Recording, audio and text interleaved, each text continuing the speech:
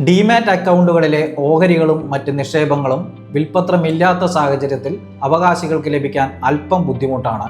നിയമപരമായ പിന്തുടർച്ചാവകാശത്തിന്റെ അടിസ്ഥാനത്തിലാണ് ഇത്തരം അക്കൗണ്ടുകളിലെ ആസ്തികൾ കൈമാറ്റം ചെയ്യപ്പെടുക.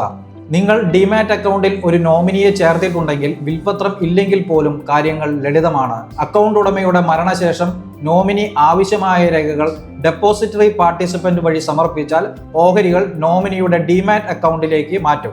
നോമിനിയും വിൽപ്പത്രവും ഇല്ലാത്ത സാഹചര്യത്തിലാണ് കാര്യങ്ങൾ സങ്കീർണമാകുന്നത്. നോമിനി ഇല്ലാത്ത പക്ഷം നിയമപരമായ അവകാശികൾക്ക് ഓഹരികൾ ക്ലെയിം ചെയ്യാൻ കോടതിയെ സമീപിക്കേണ്ടി വരും.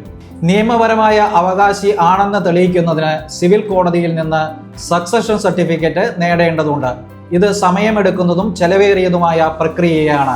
സക്സഷൻ സർട്ടിഫിക്കറ്റ് ലഭിച്ച ശേഷം മറ്റ് രേഖകളോടൊപ്പം ഡെപ്പോസിറ്ററി പാർട്ടിസിപ്പന്റിന് സമർപ്പിക്കണം. ട്രേഡിംഗ് അക്കൗണ്ടുകളിലെ ഫണ്ടുകൾ ബാങ്ക് അക്കൗണ്ടുകളിലെ നിയമപരമായ നടപടിക്രമങ്ങൾ അനുസരിച്ചാണ് കൈകാര്യം ചെയ്യുക.